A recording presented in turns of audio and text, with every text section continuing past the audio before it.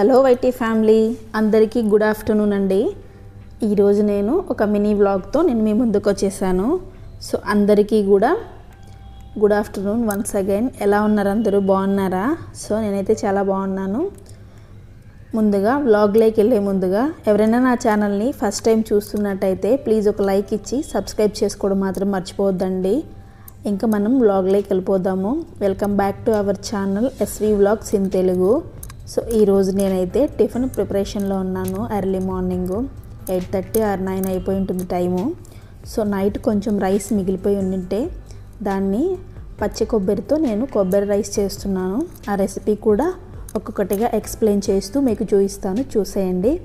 So ముందుగా నేను ఒక కడాయి పెట్టేసుకొని సో అందులో ఒక 4 నుంచి 5 టేబుల్స్ వరకు ఆయిల్ వేసేసుకొని పల్లీలు ఒక 4 టేబుల్ స్పూన్ వరకు యాడ్ చేసుకున్నాను. పోపు గింజలు, శనగపప్పు, ఉద్దిపప్పు, ఆవాలు, జీలకర్ర ఇవన్నీ కూడా టేబుల్ స్పూన్ లెక్కలు వేయించుకొని దోరగా వేగిన తర్వాత ఎండుమిర్చి ఒక 4 వేసుకున్నాను. కరివేపాకు గుప్పడు వేసుకున్నాను. సో ఇందులోనే నేను ఆనియన్ కూడా వేసుకున్నాను, ఒక మీడియం సైజు. ఆనియన్ అయితే ఆప్షనల్, కొంతమంది వేస్తారు, కొంతమంది అయితే వేయరు. సో నేనైతే వేస్తాను.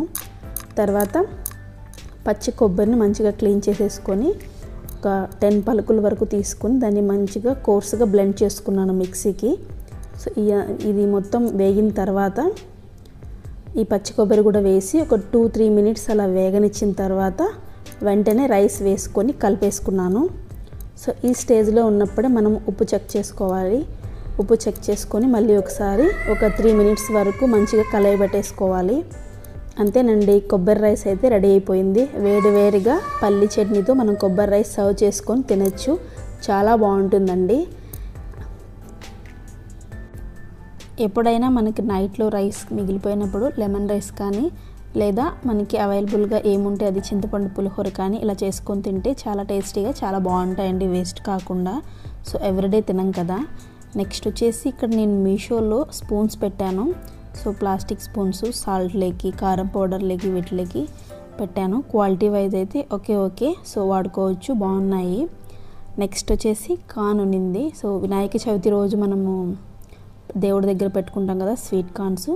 సో వీటిల్ని ఒక 3-4 రెసిపీస్ చేయడానికి నేను మంచిగా వీటిని వలిచేసుకొని ఈ విధంగా పక్కన పెట్టేసుకున్నాను. జిప్ లాక్ బ్యాగ్లో మనము ఫ్రిడ్జ్లో స్టోర్ చేసుకోవచ్చు. మనకి ఎప్పుడైతే శాండ్విచ్ లెక్క కానీ లేదా ఎందులోకైనా కూడా మనము సమోసాలకు కానీ నీట్గా వేసేసుకోవచ్చు. నెక్స్ట్ కొబ్బరి, ఈ పచ్చి కొబ్బరి మంచిగా చాప్ చేసేసి ఒక 2-3 టైమ్స్ వాష్ చేసేసి సో ఈ కొబ్బరి కూడా నేను వినాయక చవితికి మనం దేవుడికి కొట్టుకుంటాం కదా కొబ్బరికాయ. సో ఆ కొబ్బరినండి ఒక 3 చిప్పల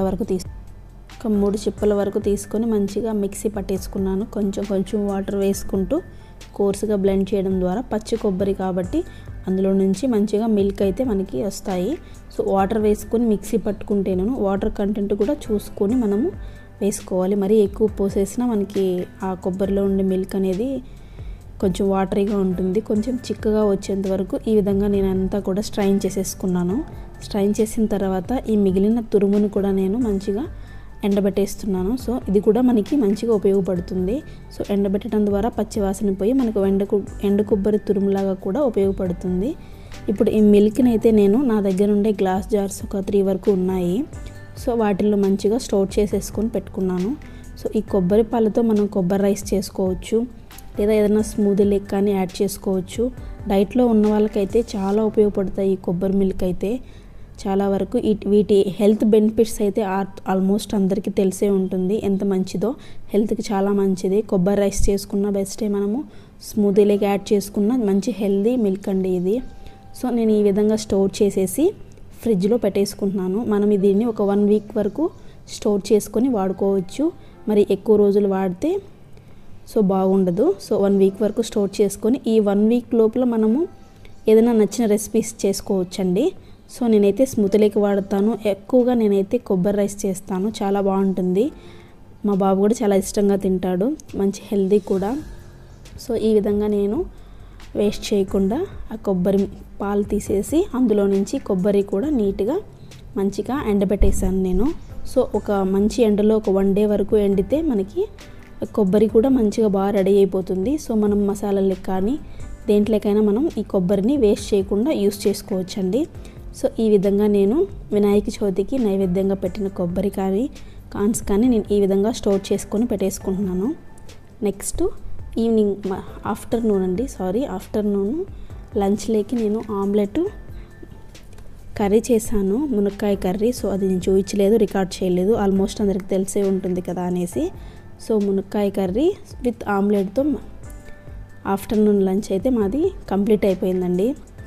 సో ఈ వ్లాగ్ అంతేనండి, ఈ ఇంతటితో నేను క్లోజ్ చేస్తున్నాను. ఎవరైనా నా ఛానల్ని ఫస్ట్గా అయితే చూస్తున్నట్టయితే ఎవరైనా కూడా ప్లీజ్ ఒక లైక్ ఇచ్చి సబ్స్క్రైబ్ చేసుకోవడం మాత్రం మర్చిపోవద్దండి. నచ్చితే ఛానల్ని ఫాలో అవ్వండి. ఎవ్రీడే కూడా నేను వ్లాగ్స్ అనేది పోస్ట్ చేస్తాను. ఎవ్రీడే కుదరకపోయినా వీక్లీ 2 times కానీ 3 times కానీ నేను 1 time అయినా పోస్ట్ చేస్తానండి. Thank you for watching. Bye అండి అందరికీ. Thank you so much.